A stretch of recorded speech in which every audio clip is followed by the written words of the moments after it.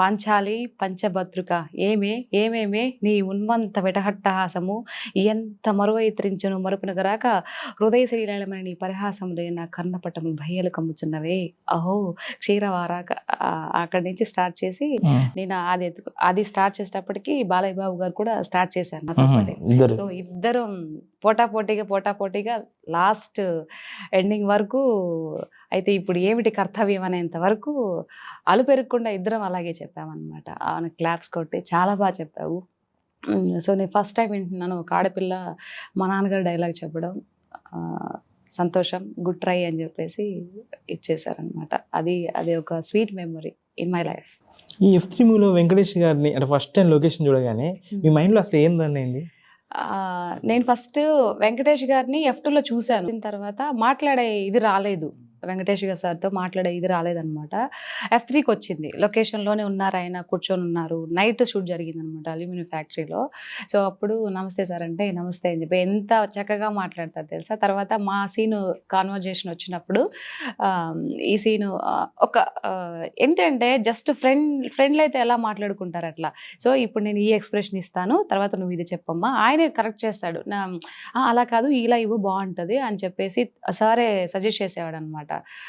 అట్లా నాకు చాలా హ్యాపీ అనిపించింది అలా చెప్పడం. బేసిక్గా చాలా మంది పెద్ద హీరోలు అసలు మాట్లాడరు కదా, కొంతమంది మాట్లాడరు కదా అని అనుకుంటారు. బట్ నేను ఎప్పుడు ఫేస్ చేయలేదు, మాట్లాడరు ఏమో అనుకున్నా. కానీ చాలా చక్కగా ఇది ఇలా చేస్తే బాగుంటుంది, మీరు అప్పుడు ఇలా చూడండి అన్ని సారే చెప్పేవాళ్ళు అనమాట. ఇట్లా ఓకే సార్ అని అట్లా ఒక 10-15 నిమిషాలు ప్రాక్టీస్ చేసాం ఇద్దరం డైలాగ్. చేసిన తర్వాత నేను ఇట్లా మల్లెపూలు చుట్టుకుంటూ ఉంటాను, సార్ ఇట్లా చూసుకొని లోపలికి వచ్చి ఇట్లా వాసన చూస్తే సార్కి రేట్ చీకట అనమాట. ఆ కాన్వర్జేషన్ చాలా బాగుంది. ఒక 5-10 నిమిషాలు మాట్లాడుకున్నా. అంటే మీరు అనుకోకుండా ఇండస్ట్రీకి వచ్చారు, అసలు దానికి మెయిన్ పర్పస్ ఏంటి అసలు? అంటే ఎందుకు రావాల్సి వచ్చింది? మీరు ఇంటి దగ్గర నుంచి హైదరాబాద్కి రాగానే మీరు ఎదుర్కొన్న సిచ్యువేషన్స్. మా హస్బెండ్కి తెలిసిన వాళ్ళు ఇట్లా హైదరాబాద్లో ఇట్లా వర్క్ ఉంది, మేనేజర్ పోస్ట్ అని ఉంది అని చెప్తే అదే బిల్డర్స్ దగ్గర చేస్తారు కదా కాంట్రాక్ట్ వర్క్ ఏదో ఉంది అని చెప్తే తనతో పాటు వచ్చాము. వచ్చేటప్పుడు మా పెద్ద బాబు అయితే మా అత్తమ్మ వాళ్ళ దగ్గరే వాడంటే బాగా ఇష్టం అనమాట అత్తమ్మకి. పాప చిన్నోడిని తీసుకొచ్చాను. చిన్నోడు చాలా చిన్నోడు అనమాట. ఐ థింక్ వాడికి 7th month ఏమో, 7th 8th వాడికి 1 year కూడా అవ్వలేదు. అంత చిన్నపిల్లాడు అనమాట. 1 year అయిపోయింది అనుకుంటా హైదరాబాద్ తీసుకొసరికి. పాప చిన్నది. ఇద్దరిని తీసుకొచ్చాము. 5-6 months వర్క్ చేయించుకొని మాకు పైసలు ఇవ్వలేదు.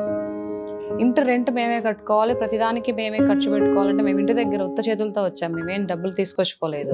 సరే ఇక్కడ ఇస్తారు కదా శాలరీ 10,000 ఇస్తామని చెప్పారు. సో ఆ లెక్కన నిదానంగా చూసుకోవచ్చులే అని అనుకున్నాం.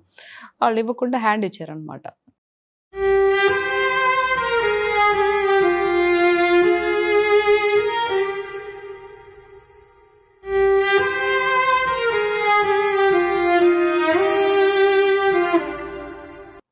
అక్కడ కాంట్రాక్టర్ ఎవరైతే ఓనర్ ఉన్నారో వాళ్ళని అడిగినా కూడా పట్టించుకోలేదు.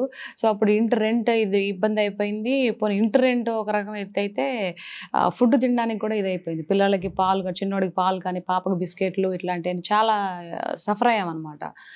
ఇట్లా కాదులే అని చెప్పేసి అప్పుడు మనం ఇక్కడ వద్దు, మనం పోయి మన పొలాలు మనం చేసుకుందాం పదా అని చెప్తే లేదు ఒకసారి ఇంట్లో నుంచి బయటకు వచ్చేసిన తర్వాత సక్సెస్ అయిపోవాలి, ఊరికే పోవద్దు అని చెప్పేసి మా వారు వద్దు అని చెప్పేసి అన్నారు.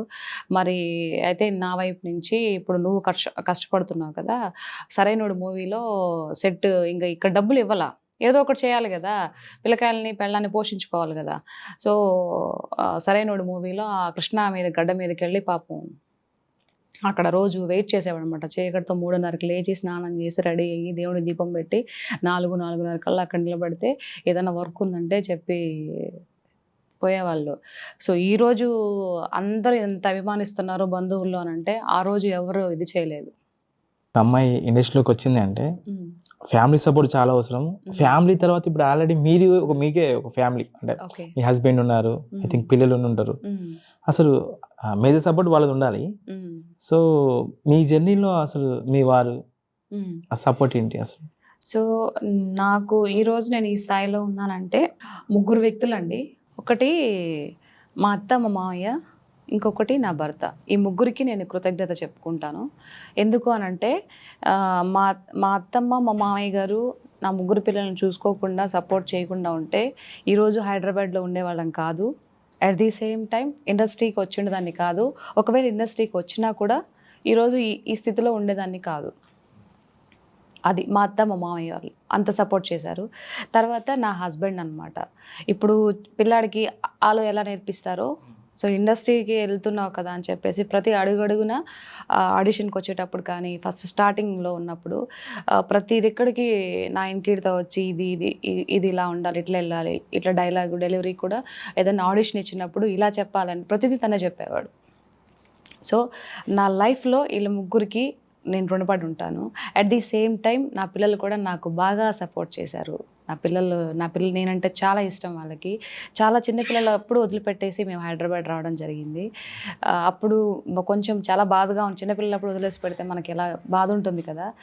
బాధగా ఉన్నప్పటికీ నా పిల్లలకి నేనంటే చాలా ప్రాణం. అసలు అంత బాగా చూసుకుంటారు. కానీ ఇది ఇంకోటి కూడా నాకు తెలిసింది, మీరు సినిమా ఇండస్ట్రీకి వచ్చారని చెప్పేసి మీ ఓన్లీ మిమ్మల్ని మీ వారిని కొంతమంది పక్కన పెట్టారని. సో మా రిలేటివ్సే నేను ఏదైతే చెప్పానో అదే చెప్తున్నాను కదా. వచ్చిన తర్వాత సరైనోడు మూవీకి సెట్ వెళ్ళారు, అందులో వర్క్ చేశారు. ఆ వర్క్ చేసిన తర్వాత కళ్ళ నిండా అవంతా వచ్చేసాయి అనమాట. హీట్కి నిద్ర లేకపోవడం వల్ల చాలా ఇబ్బంది పడ్డాడు. నేను ఆలోచించాను అనమాట. మా పక్కన మేము ఉండే యూసఫ్గూడలో ఉన్నాము. పక్కనే ఒక అమ్మాయి రోజు పొద్దున్న వెళ్తుండేది, 9:30, 10కి వెళ్తుండేది. ఎక్కడ పని చేస్తున్నావు అంటే పలాని వెల్లంకి స్వీట్ షాప్లో పని చేస్తున్నానని చెప్పింది. సో అక్కడ నేను కూడా వర్క్ చేయొచ్చానంటే చేయొచ్చు అక్క అని చెప్పేసి అంది. అప్పుడు మా వారిని నేను బావా సన్నీళ్ళ వేడి నీళ్ళలాగా నేను నీకు కొంచెం తోడుగా ఉంటాను అంతే తప్పితే ఇంకా అదర్వైజ్ ఇంకేం లేదు అని చెప్పి ముందు వద్దన్నాడు. వద్దబ్బా మన ఇంట వంట లేదు ఆడవాళ్ళని బయటికి పంపించడం అనేది అని అంటే, అట్లా ఎందుకు ఆలోచించాలి, కొంచెం మారుదాం, మన జనరేషన్ మారుదాము, 10 రూపాయలు సంపాదించుకుంటే తప్పే ఉంది అని చెప్పేసి నేను కన్విన్స్ చేస్తే సరేలే అని చెప్పేసి అన్నాడు. అక్కడ జాబ్ చేసి అక్కడ 10,000 ఇచ్చేవారనమాట. మేనేజర్గా జాయిన్ అయ్యాను. జాయిన్ అయిన తర్వాత అక్కడి నుంచి మళ్ళీ ఏదైనా ఒక దగ్గర బాగా సక్సెస్ అవుతున్నాం అంటే అంతకుముందు పాత వాళ్ళు ఏదో ఇగో అనమాట, ఏదో ఒక విషయం మీద. సో అక్కడ వెళ్ళిపోయింది. ఆ నుంచి మళ్ళీ సౌత్ ఇండియాకి వెళ్ళాను, అక్కడ సేల్స్ గర్ల్గా పనిచేశాను. అక్కడి నుంచి మళ్ళీ ఆర్ఎస్ బ్రదర్స్కి వెళ్ళి అక్కడ సేల్స్ చేస్తూ ఉంటే అక్కడ ఒకసారి చూసి ఏం చదువుకున్నారు ఏంటంటే ఇట్లా అని చెప్తే, ఇది ఇట్లా దీనికి నువ్వు సూటబుల్ కావు, ఏదో 10th ఫెయిల్ అయ్యి అట్లా ఉండేవాళ్ళు ఓకే, కానీ నువ్వు చదువుకో అన్నావు కదా, నీకు టాలీ వచ్చానంటే రాశారంటే నేర్చుకోను, సర్టిఫికేట్ తీసుకొని రా, నేను నీకు అకౌంటెంట్గా జాబ్ ఇస్తానని చెప్పారు. సో అది నేర్చుకొని జాబ్ సర్టిఫికేట్ తీసుకొని అక్కడికి వెళ్ళాను. అక్కడ అకౌంటెంట్గా ఆర్ఎస్ బ్రదర్స్లో అకౌంటెంట్గా జాయిన్ అయ్యాను. అక్కడ జాయిన్ అయ్యి అనుకోకుండా ఈ ఇండస్ట్రీలోకి అక్కడ వీళ్ళు యాడ్స్ వస్తారు కదా, చేయడానికి వస్తారు కదా. ఒకసారి ఎవరో వచ్చారు అనుకోకుండా తారసపడ్డారు నాకు బయట. మీరు బాగున్నారు కదా, మూవీలో యాక్ట్ చేయొచ్చు కదా, హోమ్లీగా ఉంది ఫేస్ అని అంటే, నాకు అప్పటి వరకు నాకు తెలీదు ఇండస్ట్రీలో యాక్ట్ చేయాలి, ఫిలిం ఇండస్ట్రీ ఒకటి ఉంది అంటే. మామూలుగా మూవీస్ చూస్తాం కానీ ఇదంతా తెలీదు, స్టూడియోలు ఇవంతా తెలియదు అనమాట. నాకు తెలియదు సార్ అంటే, ఇప్పుడు కొత్త వాళ్ళకి పలాని మూవీ జయజానకి నాయక పలాని బోయపాటి డైరెక్టర్ చేస్తున్నారండి, ఒకసారి వెళ్ళండి అని చెప్పేసి అక్కడ కో డైరెక్టర్ గారు నెంబర్ ఇచ్చారు, రమణ గారు అని నెంబర్ ఇచ్చారు. అక్కడికి వెళ్ళిన తర్వాత నేను ఫస్ట్ ఇండస్ట్రీలో పరిచయమై మాట్లాడిన డైరెక్టర్ బోయపాటి గారు. అది నా ఫస్ట్ పిక్చర్ జయజానకి నాయక. కొంతమంది హ్యాపీగా ఫీల్ అయితే ఇంకొక మంది ఏం ఆడాలి, ఏం మాటలు ఏదో చెప్పాలి, ఏదో అనాలి అని ఒక ఇబ్బందికరమైన మాటలు మాట్లాడుతుంటారు. సో అవి మీరు ఫేస్ చేశారా? ఫేస్ చేశాను. అంటే ఇప్పుడు హైదరాబాద్కి వచ్చిన తర్వాత నేను ఒక స్వీట్ షాప్లో పనిచేశాను. సో స్వీట్ షాప్లో సేల్స్ గర్ల్గా పనిచేస్తున్నప్పుడు ఎవరు నోరు మెదపలే. తర్వాత అక్కడి నుంచి ఒక సౌత్ ఇండియా షాపింగ్ మాల్ అని ఒక బట్టల దుకాణంలో సేల్స్ గర్ల్గా పనిచేశాను. అప్పుడు ఎవరు మెదపలేదు. తర్వాత అకౌంటెంట్గా జాబ్ చేశాను, ఆర్ఎస్ బ్రదర్స్లో అకౌంటెంట్గా జాబ్ చేశాను. అప్పుడు ఎవరు నోరు మెదపలేదు. బట్ ఇండస్ట్రీలోకి ఎంట్రీ అయ్యి జయజానకి నాయక పిక్చర్ బయటకు వచ్చిన తర్వాత, అందులో కనిపించిన తర్వాత అందరికీ రిలేటివ్స్లో నోరు వచ్చిందనమాట. సో అప్పటి వరకు మాట్లాడకుండా ఉన్నవాళ్ళు మూవీలో కనిపించిన బిగ్ స్క్రీన్ మీద కనిపించిన తర్వాత మా వారితో, రే అట్లా మూవీలో చేయడం మాకు ఇష్టం లేదు. ఎందుకు ఇష్టం లేదు, రీజన్ చెప్పాలి కదా. ఇప్పుడు స్వీట్ షాప్ ఎలా ఉంటుందో మీకు తెలుసు, అట్ ది సేమ్ టైం బట్టల షాప్లో కూడా ఎలా ఉంటుందో మీకు తెలుసు. అకౌంటెంట్గా జాబ్ చేస్తున్నప్పుడు తెలుసు, ప్రతి ఒక్క రంగంలో ప్రతి ఇది అన్నీ ఉంటుంది. సో ఉండాల్సింది ఏంటి, మనిషి మీద నమ్మకం అనేది ఉండాలి. సూపర్. నమ్మకం లేకపోతే ఇంట్లో ఉన్నా కూడా నమ్మకం ఎలా నమ్ముతావు, అది అన్నారంట.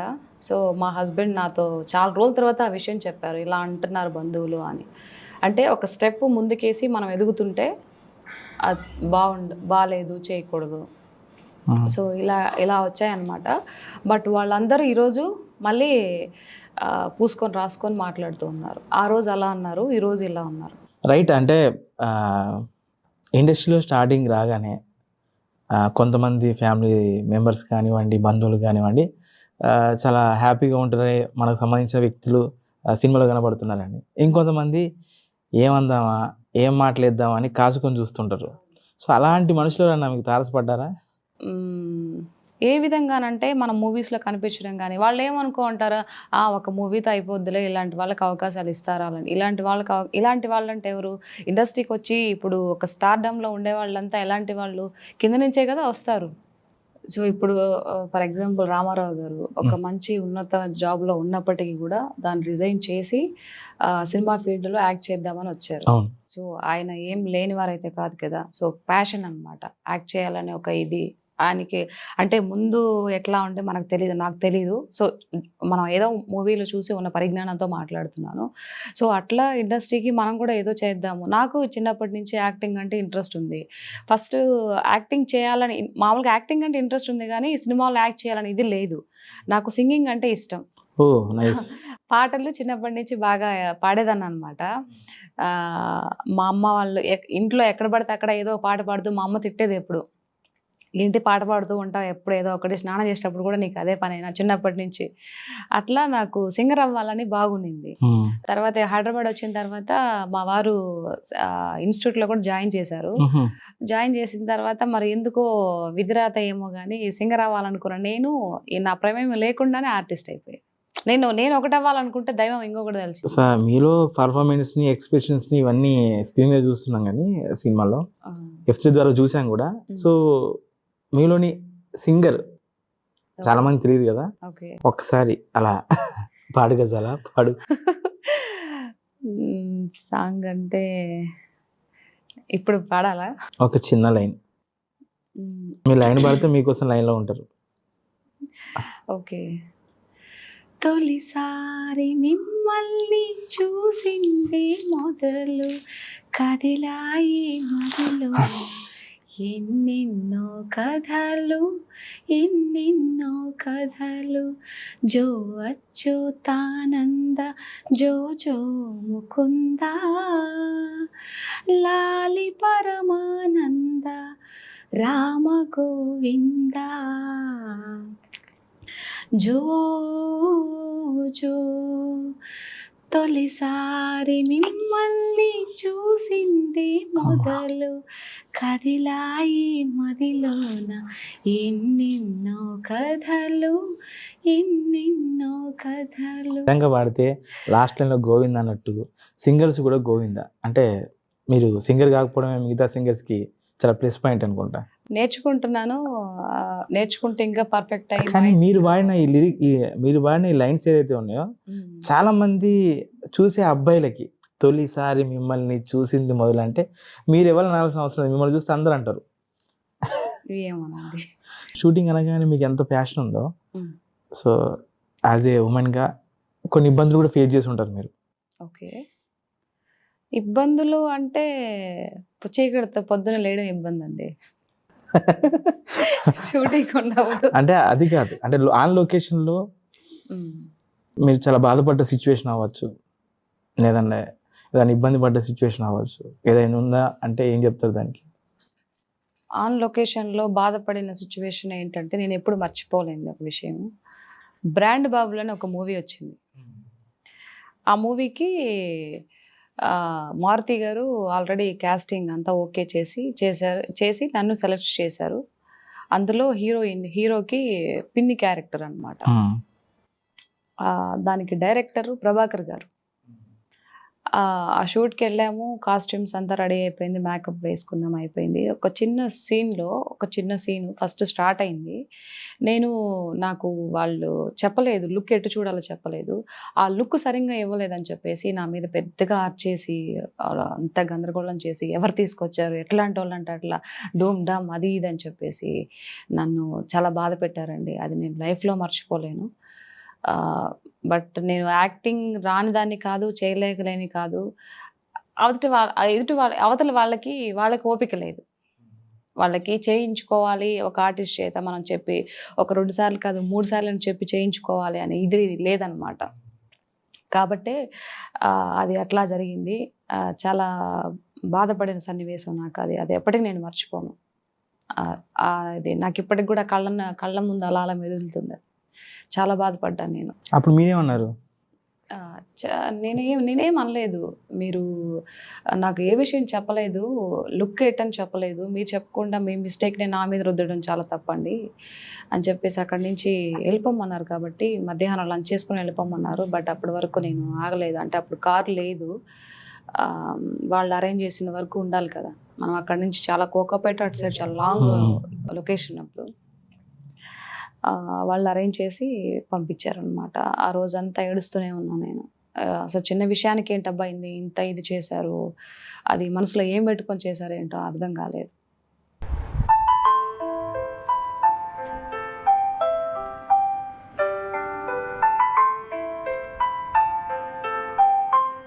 మీరు స్టార్టింగ్ నుంచి బోయపాటి గారి మూవీలో యాక్ట్ చేశారు.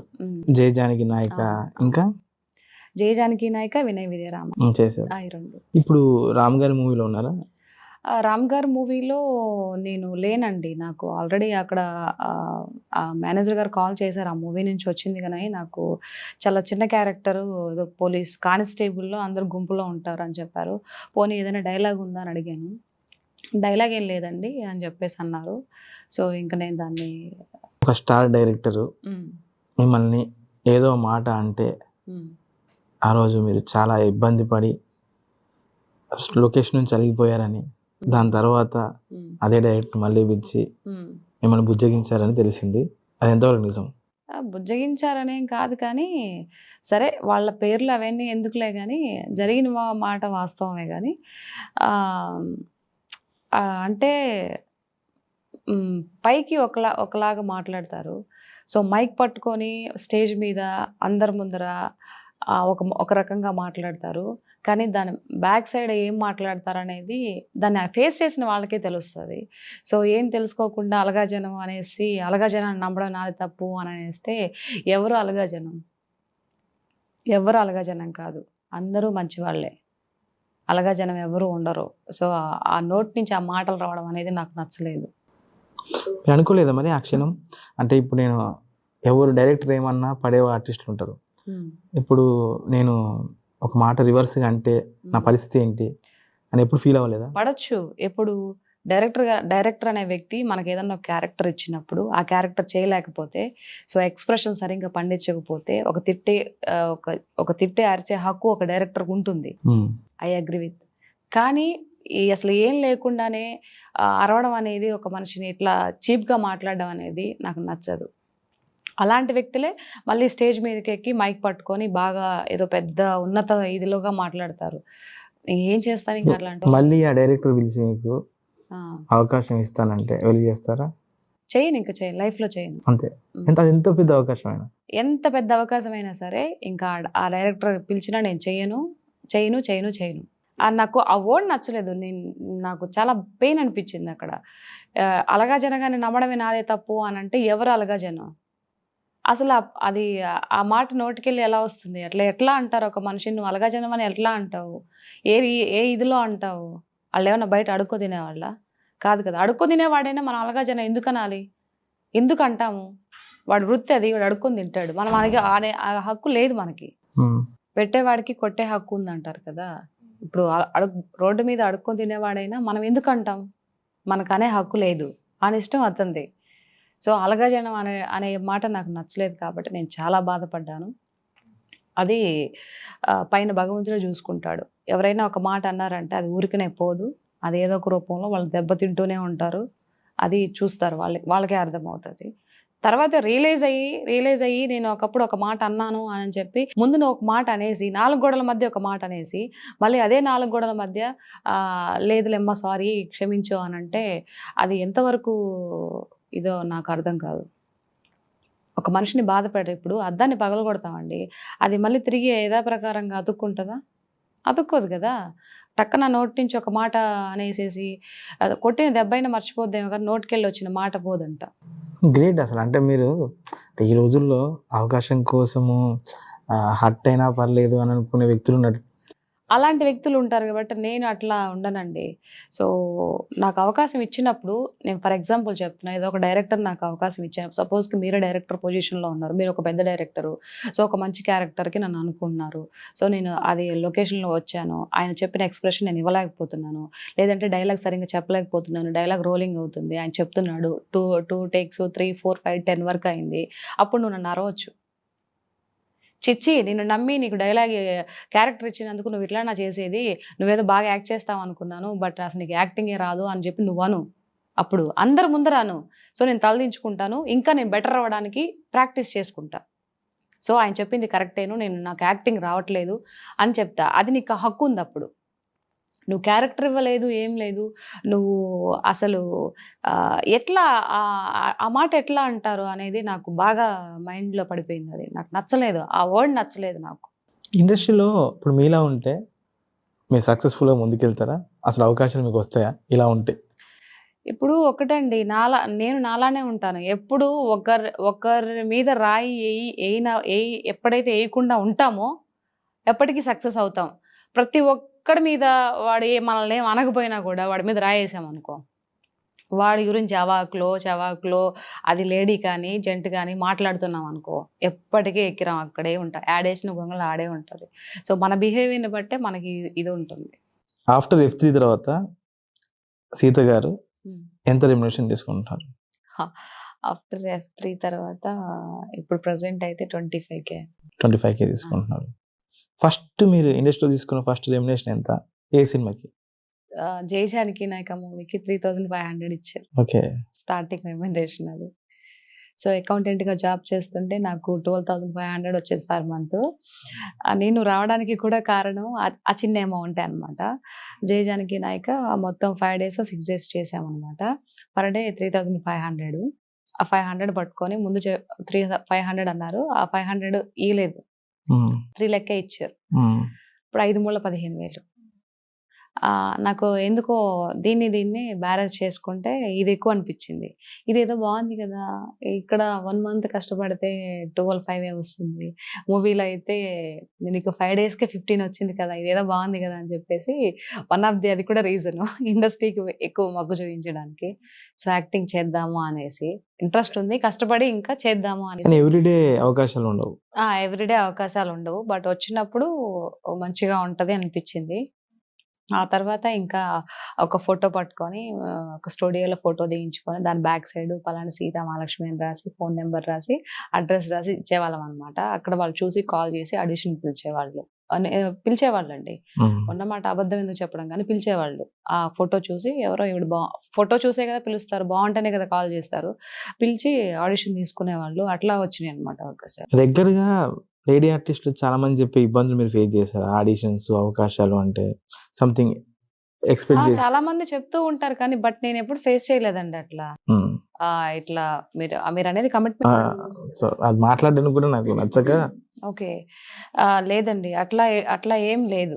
అది వాళ్ళ యొక్క విధానాన్ని బట్టి, వాళ్ళుండే బిహేవియర్‌ని బట్టి, వే ఆఫ్ టాకింగ్‌ని బట్టి మేబీ ఎవరినైనా అడిగితే అడగొచ్చేమో కానీ, ఇండస్ట్రీలో ప్రతి ఒక్క దానికి ఇదిస్తే ఇదిస్తాము అనేం లేదండి. అది చాలా మంది అపోహ ఉంది. అది చాలా మంది నేను తెలియడం కోసం. చెప్తున్నాను. ఇప్పుడు నాకు అట్లాంటియేం ఎదురవ్వలేదు. ఒకవేళ ఎప్పుడైనా 1, 2 ఎదురైనా కూడా మరీ అట్లా లేదని నేను చెప్పను. ఏదైనా 1, 2 అలాంటివి నాకు ఎదురైనా కూడా నేను దాన్ని స్కిప్ చేసి ఇది కాకపోతే ఇంకొక మూవీ. లేదు సార్, సారీ సార్. హ్యాపీగానే నవ్వుతూనే ఎందుకు వాళ్ళతో ఫైట్ అంతా చేయడం అనవసరం గదా! లేదు సార్ నేను అట్లా ఇవ్వను. కాకపోతే నా రెమ్యునరేషన్ వచ్చేదైతే ఉందో అది మీకు ఇచ్చేస్తాను నా క్యారెక్టర్ ఇస్తే అని చెప్తే మేనేజర్‌లకి ఇచ్చి చేసిన మూవీస్ ఉన్నాయి తప్పితే ఈ విధంగా ఎప్పుడు చేయలేదండి. సరే, పర్ డే 25,000 సంపాదించే సీత గారు, సరే ఆమె ఫ్యామిలీని చూసుకోవడంలో అర్థం ఉంది, ఇవన్నీ ఉన్నాయి. ఉమ్. కానీ ఊళ్ళో ఒక బాబుకి హెల్త్ ప్రాబ్లం ఉందని తెలిసి ₹1,00,000 ఇవ్వడంలో అసలు ఆమె మానవత్వం ఆ విషయం మీకెలా తెలుసు? తెలుసుకుంటాం అన్ని. ఎలా ఎలా ఎలా తెలుసు? ఎవరు తెలుసుకుంటాం? చెప్పారు? మీరు అసలు మీరు నేను మా ఊర్లో మిమ్మల్ని ఇంటర్వ్యూ చేస్తున్నానంటే మీ నేను మా ఊర్లోనే చెప్పను చాలా మందికి మీ చేశానని. ఊరు దగ్గర ఉన్న వాళ్ళకి ఫోన్లు చేసి అసలు మీ గురించి ఎంక్వైరీ చేసి, అదే కదా ఇంట్రెస్టింగ్, రెగ్యులర్ చేస్తే ఉందండి. ఆ సీత గారిలో ఉన్నటువంటి ఈ మానవత్వానికి సంబంధించి ఏంటి? మానవత్వం అంటే నాకు కళ్ళ ముందర ఎవరైనా బాధపడుతూ ఉంటే చూడలేనండి. నా దగ్గర లేకపోయినా కూడా నేను ఏదైనా ఉంటే కూడా గోల్డ్ పెట్టి కుదవబెట్టైనా సరే వీళ్ళకి ఈ ఈ ప్రాబ్లమ్ ఉంది కదా అని చెప్పి ఇచ్చేస్తాను. ఆ 1,00,000 ఇవ్వడం కూడా నా దగ్గర ఉండి ఇవ్వలేదు. బేసిక్‌గా నేను ఎప్పుడు ఈ మధ్య కాలంలో ఒక 3, 4 ఇయర్స్ నుంచి అయ్యప్ప స్వామి మెట్ల పూజ చేయించడం ఆనవాయితీగా ఓకే. పెట్టుకున్నాను. ఎందుకు ఫస్ట్ టైం చేపించినప్పుడు కొంచెం మంచిగా అనిపించింది. మనం బేసిక్‌గా ఏం కోరుకుంటాం? కెరీర్ గురించి కోరుకుంటాం. తర్వాత ఇంట్లో ఫ్యామిలీ అంతా బాగుండాలి. మా అత్త మా మామయ్య గురించి నేను ఎక్కువ కోరుకుంటాను. ఎందుకంటే ఈరోజు నేను ఈ విధంగా ఉండడానికి కారణం వాళ్ళు. సో వాళ్ళకి ఏదన్నా అటు ఇటు అయిందంటే, అంటే ఇప్పుడు నీ పిల్లల్ని చూసుకోవడం కోసం వాళ్ళకేమి బాగా అంటే అందుకని స్వార్థం కోసం చూసుకున్నా అంటే కాదు. నా నా అత్త మామని కూడా అడగండి, చుట్టుపక్కల ఊర్లో పక్కన ఉండే వాళ్ళని కూడా అడగండి. అత్త మామని అలాగనే చూసుకుంటున్నాను. ఇప్పుడు కూడా అలాగే చూసుకుంటున్నా. ఇప్పుడు బేసిక్‌గా చిన్న చిన్న ఈ మామూలు మాటలు అత్తగొడవల దగ్గర ఎవరికైనా వస్తాయి చిన్న చిన్న మాటలు. కానీ ఆ మాటలకి చూసుకోకుండా పోవడానికి అట్లా ఏమి ఇది లేదనమాట. ఆ మెట్లు పూజ పెట్టడం మొదలుపెట్టిన తర్వాత బాగుండింది ఇంట్లో. పెద్దవాళ్ళకి కానీ, ఆరోగ్యపరంగా కానీ, పిల్లలకి కానీ మాకంతా బాగుండింది. ఆ టయానికి పెట్టుకోవాలనుకున్నప్పుడు ఏదో ఒక రూపాయన వచ్చేదనమాట. అది ఆనవాయితీగా చేసుకుంటూ వస్తున్నా. ఆ రోజే మెట్ల పూజ అయిపోయింది. అయిపోయి ఎంత అయిందని చెప్పేసి మేమన్నీ నైట్ సాయంత్రం 7 గంటలప్పుడు మా వారు మేమంతా లెక్క చూసుకుంటూ ఉన్నాం అనమాట. అప్పుడే ఇద్దరు పర్సన్ వచ్చి మా అమ్మగారు ఊరు నుంచి వచ్చారు. వచ్చి వరుసకి మామ అవుతారులే. "ఏ సీత బాగున్నావా?" అంటే, "బాగున్నాను మామ." "ఏం బాగున్నారా మీరు?" అనంటే, "నిన్ను ఒక హెల్ప్ అడుగుదామని వచ్చాము" అనంటే, ఏం చెప్పండి మామ ఏంటి అనంటే, "నువ్వేమనుకుంటావనంటే" "పర్లేదు మామ నేనేమనుకోను చెప్పండి" అని. ఇట్లా మా తమ్ముడు కొడుక్కి హెల్త్ బాలేదు. ఇట్లా వాడు హాస్పిటల్‌లో ఉన్నాడు. వాడికి ఎవ్రీ మంత్ ట్రీట్మెంట్ చేయాలి. డబ్బులు చాలా అవుతాయి అనంటే, అవునా మా వారు ఇద్దరం మాట్లాడుకున్నాం. ఓకే. ఎంతిద్దాం బావ మన ఇంటి ముందుకొచ్చి అడిగారు కదా! నిన్నే పూజ అయిపోయింది.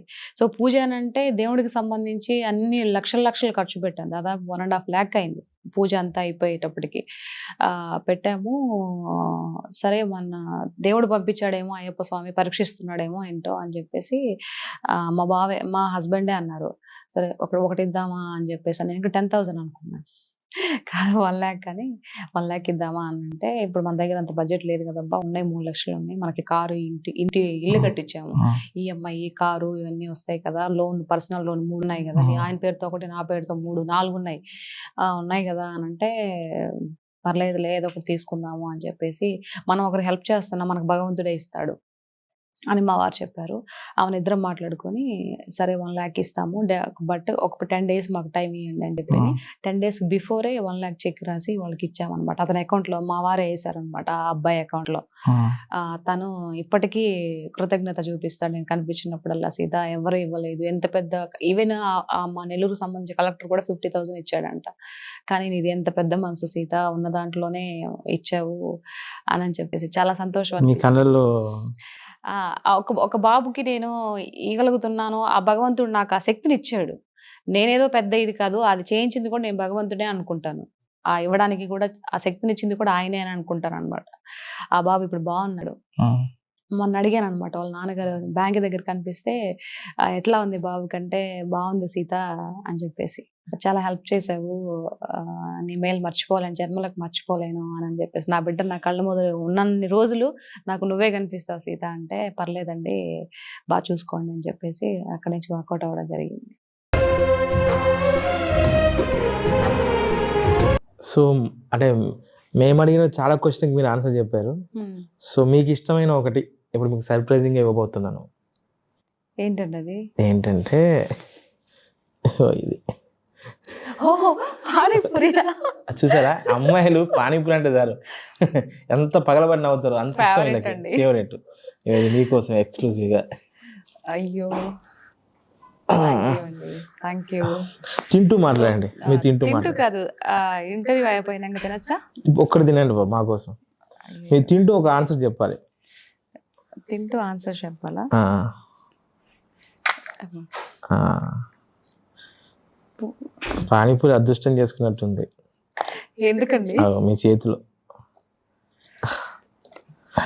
చేతులు అదృష్టం చేసుకుని కొంతసేపు కడుపులోకి వెళ్ళి అది చాలు ఇంకా దానికి. అలా ఇప్పుడు మీకు ఇష్టమైన పానీపూరి నేను ఇచ్చాను. దీంతో పాటు ఒక క్వశ్చన్, మీకు ఇష్టమైన హీరో ఎవరు?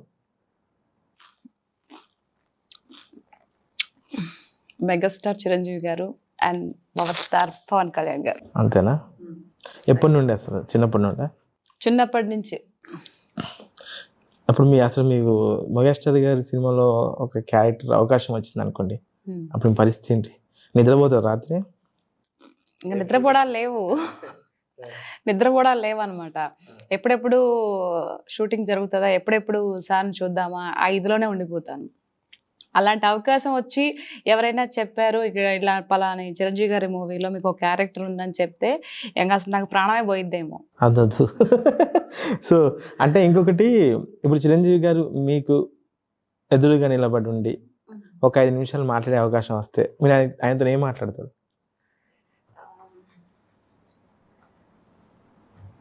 అసలు మాటలు రావనుకుంటా.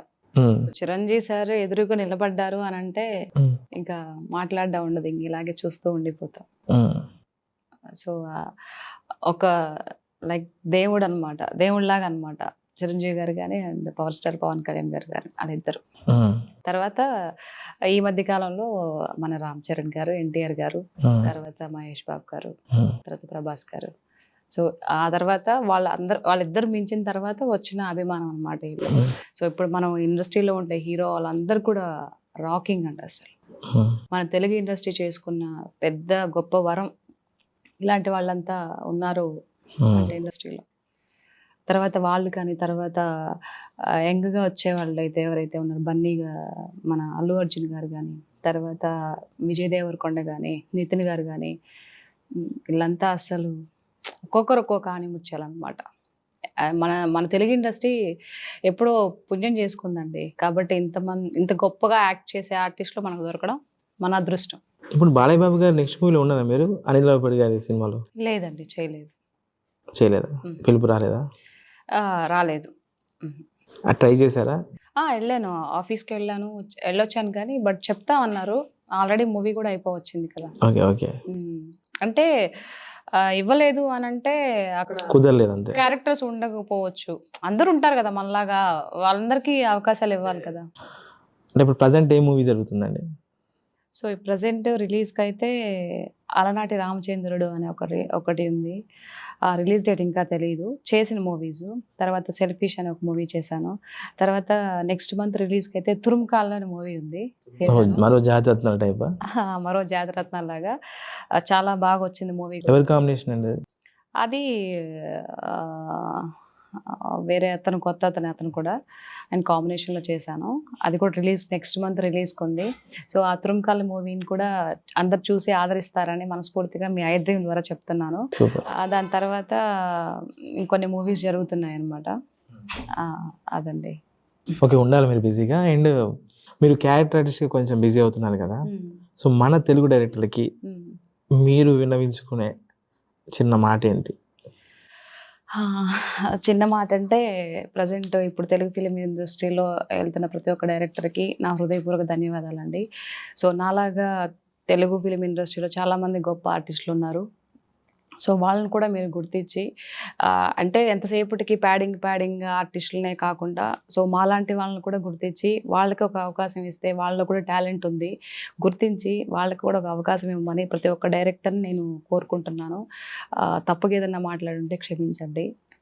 నాకు ఎందుకో మనసుకు అనిపించింది ఈ ఐ డ్రీమ్ ద్వారా మిమ్మల్ని అందరినీ విన్నవించుకుంటున్నాను. సూపర్. మీరు అంత రిక్వెస్ట్గా అడిగితే ఎవరా ఇస్తారు నాకు తెలిసి.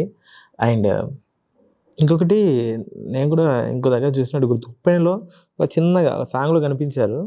అదే ఫుల్ గా చేసి ఉంటారు కానీ ఐ థింక్ ఎడిటింగ్ లో ఏదైనా పోయి ఉంటది. యాక్చువల్గా ఉప్పెనాలో నాకు బుచ్చిబాబు గారు ఒక మంచి క్యారెక్టర్ ఇచ్చారు. ఇస్తే అదేమైందంటే అక్కడ పూరికి వెళ్ళి అక్కడ దాదాపుగా ఒక 1 వీక్ షూట్ చేసాము. ఎవరి కాంబినేషన్లో అంటే బ్రహ్మాజీ గారి కాంబినేషన్ అండ్ హీరోయిన్ వచ్చేసి కృతి శెట్టి, హీరో వచ్చేసి వైష్ణవ్ తేజ్ గారు వాళ్ళ ఇది కాంబినేషన్ లో వచ్చిందనమాట. చాలా హ్యాపీగా ఫీల్ అయ్యాను. సో రేపు ఈ మూవీ రిలీజ్ అయితే చాలా పెద్ద పేరు వస్తుందని చాలా కలలుగన్నాను నేను. అంటే క్యారెక్టర్ అంత బాగుంది అక్కడ. ఈ అమ్మాయి కృతి శెట్టి తర్వాత అబ్బాయి హీరోయిన్ వాళ్ళిద్దరు లేచిపోయి ఇక్కడ రావడం, మా వారు అదే బ్రహ్మాజీ గారి బొమ్మల అనమాట మా ఇంటికి రావడం, ఇది చాలా అసలు ఎంత బాగుండిందో ఆ సీన్ మొత్తం. కానీ మొత్తం ఎడిటింగ్ వెళ్ళిపోయింది.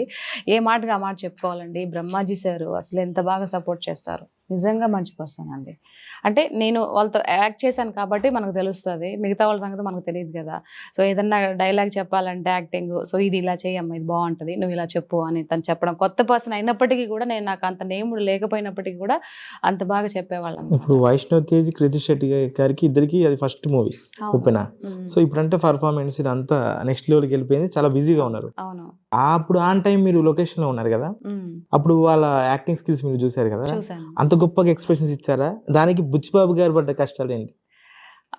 ఆ మూవీకి వాస్తవం చెప్పుకోవాలంటే నిజంగా వాళ్ళిద్దరు పిండి బొమ్మలండి. ఒక పిండి ముద్ద అనుకుంటే దాన్ని బొమ్మగా ఎలా చేశారనేది అది బుచ్చిబాబు గారికి తెలుసు, అక్కడ చూసిన వాళ్ళం మాకు తెలుసు. తను దేనికి కాంప్రమైజ్ అవ్వరు బుచ్చిబాబు సార్. ఎంత పర్ఫెక్ట్గా వచ్చేంత వరకు అది ఒక రోజైనా కానీ 2 రోజైనా కానీ వెయిట్ చేస్తాడనమాట. So at the same time Mythri movie వాళ్ళు కూడా సార్కి అంత బాగా వాళ్ళకి సపోర్ట్ చేశారు కాబట్టి మూవీ అంత బాగా వచ్చింది అనుకోండి. ఆ ఎక్స్ప్రెషన్, ఆయన వచ్చిన కోపానికి మైకులు కూడా పగలగొట్టారు. నా కళ్ళతో చూసాను, నేను లైవ్లో చూశాను. అసలు అక్కడ వైష్ణవ్ తేజ్ గారు కానీ తర్వాత అమ్మాయి కృతి శెట్టి కానీ, ఈరోజు వైష్ణవ్ తేజ్ గారు, కృతి శెట్టి గారు ఈరోజు ఈ పొజిషన్లో ఉన్నారు అంటే దానికి కారణం బుచ్చిబాబు గారు. అసలు ఎంత మంచి డైరెక్టర్ అండి, అసలు ఎంత బాగా ఎక్స్ప్లెయిన్ చేస్తాడు, ఎంత బాగా యాక్ట్ చేసి చూపిస్తాడు. లైక్ బోయపాటి సార్ కూడా అంతే, ఆయన ఏదన్నా ఒకటి చెప్పినప్పుడు అంత బాగా యాక్ట్ చేసి చూపిస్తారు. సో ఇలా ఉండాలి అని, అది ఎంత పెద్ద యాక్టర్ అయినా సరే ఆయన ముందు చూపిస్తాడు అనమాట. సో అది ఇట్లా ఆయన మూవీ కాబట్టి ఆయన డైరెక్షన్ చేసుకుంటాడు, ఇట్లా ఉండాలి, ఆయనకి ఇలా రావాలి అని చెప్పి. At the same time Buchibabu garu కూడా అంతే అనమాట. కాబట్టి ఈరోజు ఉప్పెన మూవీ అంత పెద్ద హిట్ అయింది. మనకు తెలుసు కదా. ఫైనల్గా సీత గారికి అంబిషన్ ఏంటి లైఫ్లో? ఇది చేయాలి, చాలి జీవితానికి ఇది అనుకున్నది ఏమైనా ఉందా? అంటే నేను ఇంకా ఇది చాలు అని అనుకోవట్లేదండి. ఇది ఒక 100% తీసుకుంటే 50% మాత్రమే సక్సెస్ అయ్యాను. ఇంకా రిమైనింగ్ 50% ఉంది. సక్సెస్ అవ్వాలని ఉంది నాకు. నా ఇది ఏంటంటే ఒక గొప్ప ఆర్టిస్ట్గా ఫిలిం ఇండస్ట్రీలో పలాని సీతామహాలక్ష్మి ఒక క్యారెక్టర్ ఆర్టిస్ట్గా పేరు తెచ్చుకోవాలనేది నా వన్ ఆఫ్ ది డ్రీమ్ అనమాట అది. సో కంపల్సరీ నాకు ఇది నేను ఫుల్ఫిల్ చేసుకుంటాను ఆ భగవంతుడి